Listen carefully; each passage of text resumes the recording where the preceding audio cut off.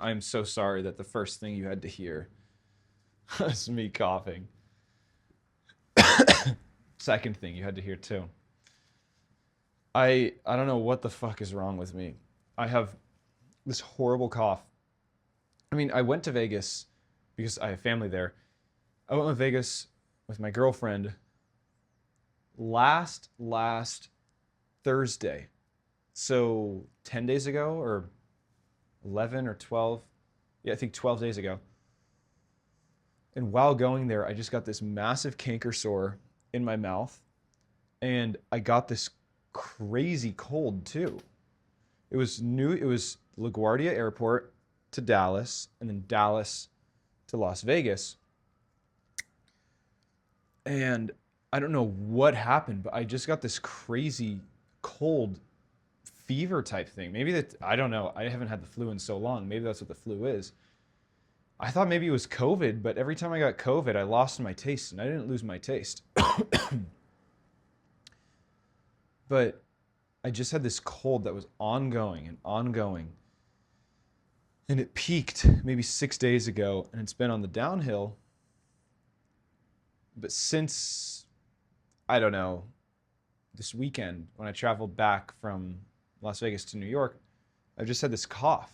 And the cough is getting worse and worse. And last night at 3 a.m. or 2 a.m., I think it was actually, I remember it was 4:11 a.m.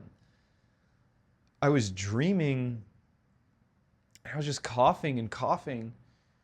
And then I realized I had to wake up and cough and cough and cough. And I wake my girlfriend up, and she's like, I mean, she's a lovely woman. And her first instinct was to make me tea with honey and lemon and make sure everything was okay. But really, like right before that, she's just like, what is happening? Like, Tino, this never happens. And I was just like, honey, I have no idea what is happening. I just kept coughing and coughing and coughing. I'm sorry, but that's what's happening today. I tried to, I realize now that I put my DJI mic lower, and I think maybe like that was just my subconscious telling me that maybe it'll be better for the listener. But whatever. As always, I have no idea what the hell to talk about because I just hit record. So let me feel. Let me feel what parts are up.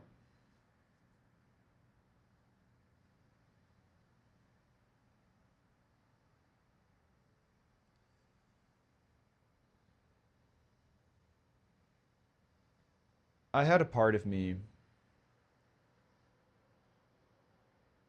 a deeply exiled part of me, who I'm in touch with right now, who still carries this vulnerability, but I hold him through it. And what he feels is this terror of being absolutely all alone. No one around me.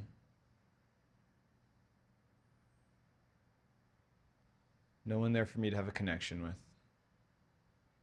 Like existentially all alone. And I'm holding this part right now. And because of that terrifying vulnerability that was so difficult to experience at a very young age, protective strategies came on to actively exile that vulnerability. And part of the protective strategy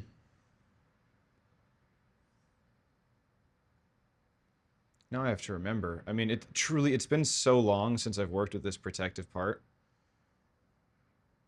Because my capital S self has gained access to this vulnerable part. That the protective part is just fully relaxed.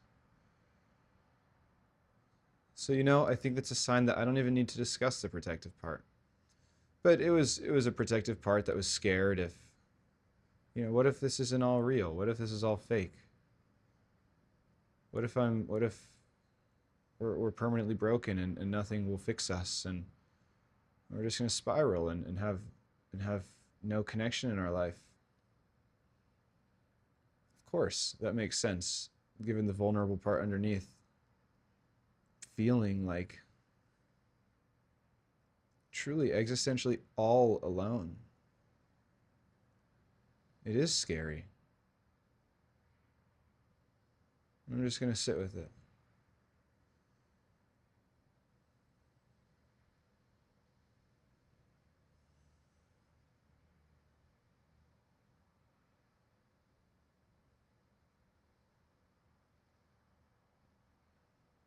Fear of being all alone and broken.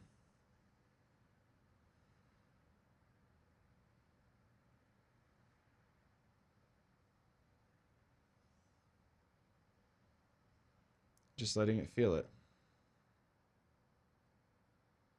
No agenda to fix. Just holding it.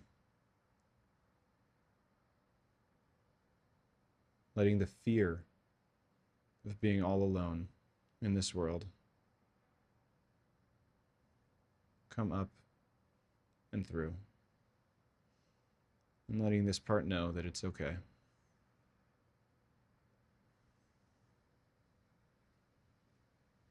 Not fighting it. Just saying, I love you.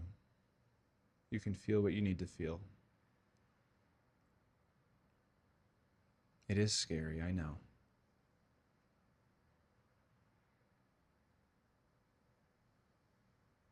Scary to feel it in public. Scary that it might not ever go away. Scary that it'll derail our life. That we'll just lose touch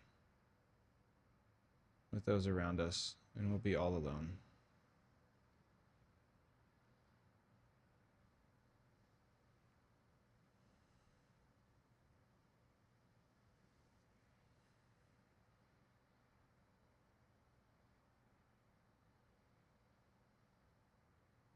The fear that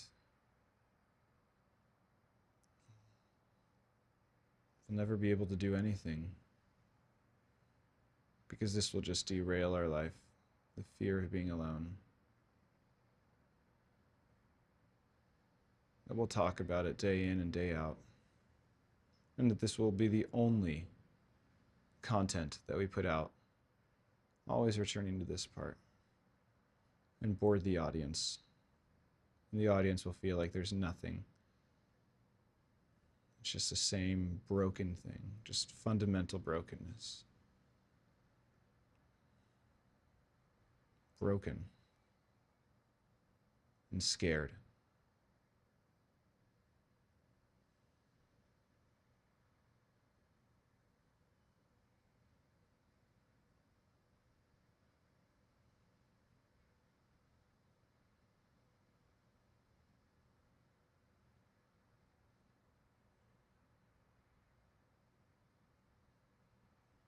Different than the part or parts from earlier videos.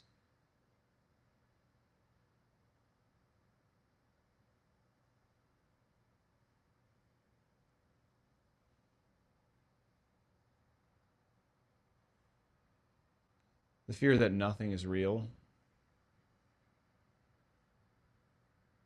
I can't believe I'm saying this out loud, but it's what's in my system.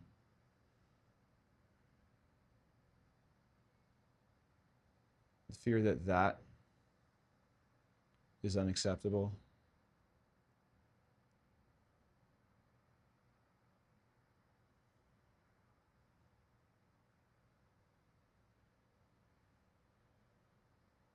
The fear that that is unacceptable and alienating.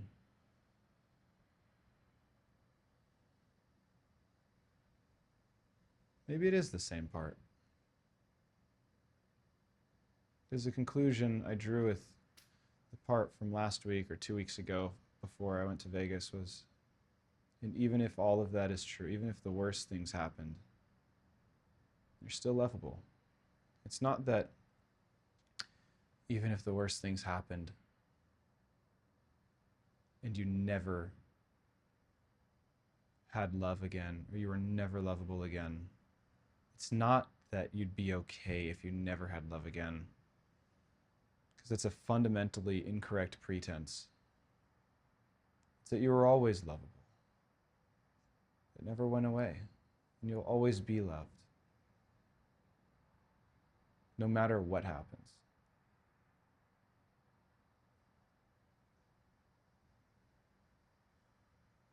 These are exiles. These are vulnerable parts. Vulnerable parts definitely, I feel like everyone lives their life just trying to avoid them. Or use reassurance from the outside to manage the pain, which is just anxious attachment. And then avoiding is quite obviously avoidant attachment. But there's one line from Richard Schwartz's book, You Are the One You've Been Waiting For, which is fabulous. If you haven't read it, you absolutely should. You are the one you've been waiting for. Oh, I just hit my monitor. I think it's actually a chapter, and it's called The Power of Exiles. And an exile is a vulnerability that you have. I mean, by definition, it's a part of you that carries difficult or negative thoughts, feelings, emotions, sensations, experiences, where that experience that it holds, or those feelings that it holds, exceed your system's window of tolerance, especially at a young age. It exceeds the window of tolerance. Wow, I already feel so, I don't know why, but I feel so good that I shared that vulnerability of mine with the audience. It's like, you know, there's no shame around it, maybe. I mean, I'm just thinking real time. But vulnerable parts, difficult feelings exceed your system's window of tolerance. So when that happens, what can you do? If there's no caretaker there, what can you do? You're left to your own, 6-year-old devices. Okay, well, it's not going and getting some fresh air. It's not going for a walk. It's not talking it out with a friend. It's not calling up a therapist. It's, okay, I need to manage that, or I need to manage that vulnerability. Well, first of all, I need to exile that out of my awareness. I need to literally forget that it ever happened, or forget that feeling even exists. Exile it, hence the name exile. And I need to dedicate, this is another part in the system. I need to dedicate myself to protecting the system, and making sure this vulnerable part stays in exile, because it's too fucking overwhelming. It's too terrifying. It's too painful for the system to experience. And so the protective part, in IFS, internal family systems, they call it, the protective part can take on a managerial role or a firefighter role. The managerial role aims at doing everything that it can to arrange your life around not feeling that pain anymore. Like being a perfectionist, or being an overachiever, or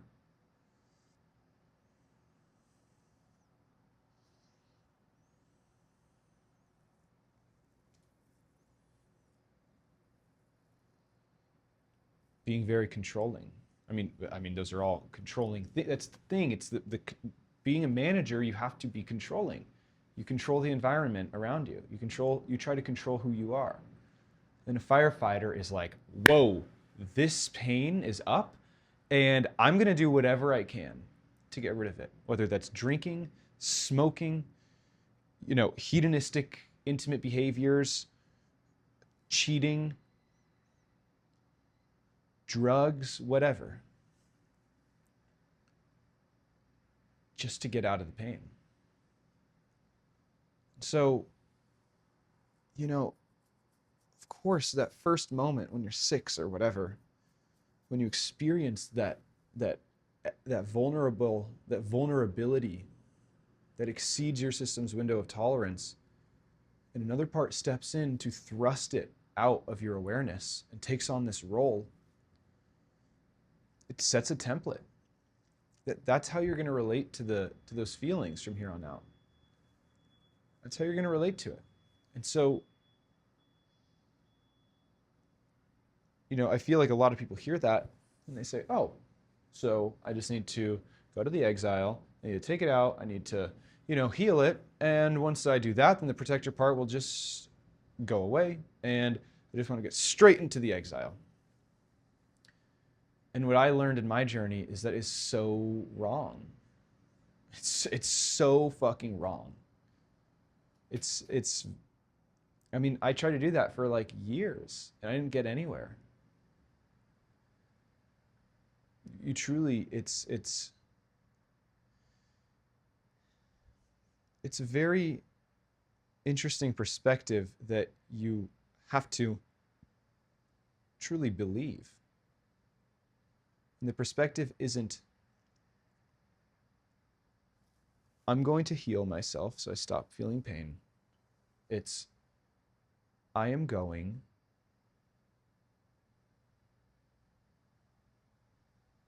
to build a better relationship with myself. For me. Or it's not, I'm going to fix myself so that I can finally be okay. I'm going to take that exile out of the basement and I'm going to heal it so that I could finally not be anxious. So I could finally be confident. Not it. That is actually a protective part that has so much shame, that is protecting you from feeling profound shame about who you actually are. About in the vulnerable part that was thrust into exile, that believes who I am isn't good enough. Who I am isn't good enough as is. So I have to go and I have to do this and I have to do this and I have to do this. And only when I do those will I be acceptable. Only then. Only then.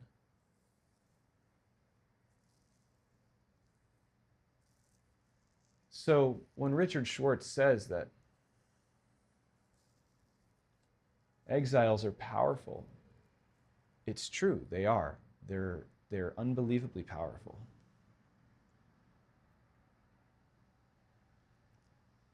But it's not metaphor. Or in other words, it is literal. And they say you really have to befriend your protective parts. You have to. They're going to know if you're trying to bypass them. Your whole system will know what your intent is. I mean, this is one of those things, it's like the intent matters so much. Why do you want to go to the protector?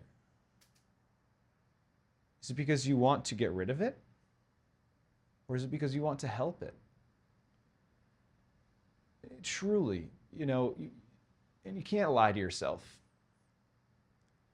I tried to for years. Nothing happened.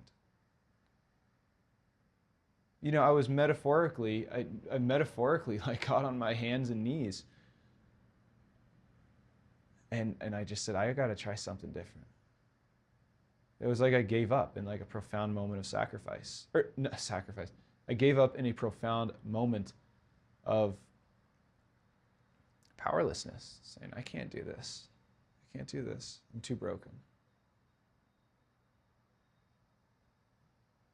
Instead of saying, I have to do this to fix my brokenness, I just said, fuck, I'm broken.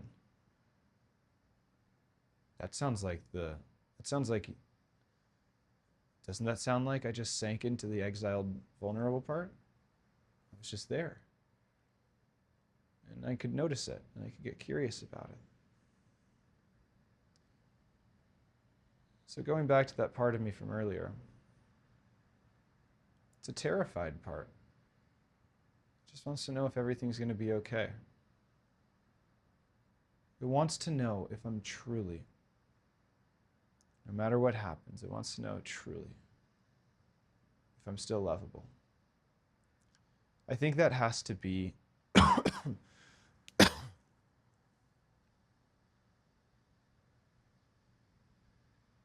one of the deepest ingrained, deepest parts, scariest parts of me in my system. Like, I always hated the metaphor, like, oh, you're like an onion. I don't know why I hated it. I just felt like it was, maybe it is accurate. I don't know. I just think it's cliche. I think it's been used so many times that it gets tossed around that in a way that it doesn't emphasize how true it is. I mean, there's layers and layers and layers to understanding oneself, to building a relationship with oneself. And this is like one of the ones that was like such a linchpin in my life. Like so at the root of so many behaviors. I don't know if that's it today. I'll speak a few more of what this part is saying, and then maybe we can call it a night. This part of me is scared. Whatever part of me is up right now, protective part or vulnerable part. Part of me is scared that I'll never be able to make future videos because I don't have what it takes. And that this stuff is just too weird to share and shameful.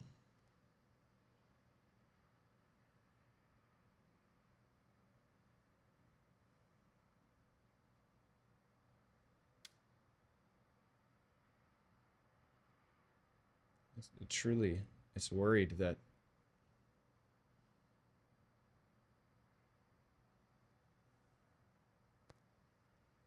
we're broken.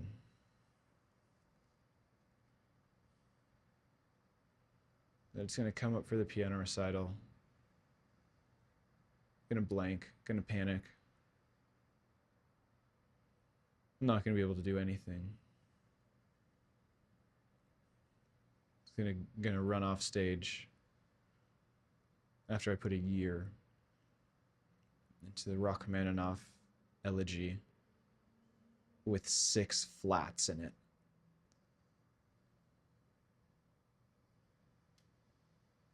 It'll just be forever broken and ultimately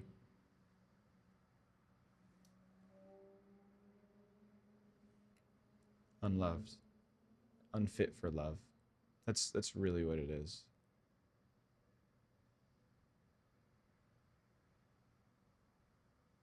So yeah, I guess it is this part that I've been talking about. And I'm happy to show up for it. And hold it every time it comes up. Hold it. And let it know that it's okay. That I'm with it and it can feel it as much as it wants. But that I don't think that it needs to. I don't think it needs to. But that I'm with it and I love it regardless.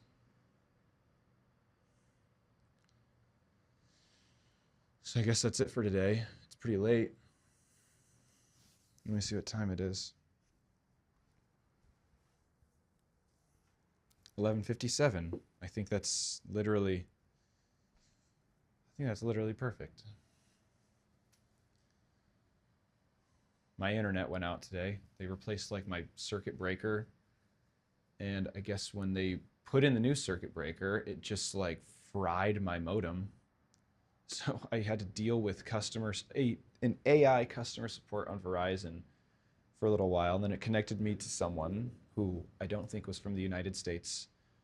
And I tried to call and they wouldn't let me. I just had to text them. And it was clear they were texting like at least 100 different people. That's That's hyperbolic, but you know, I wasn't the only one they were helping.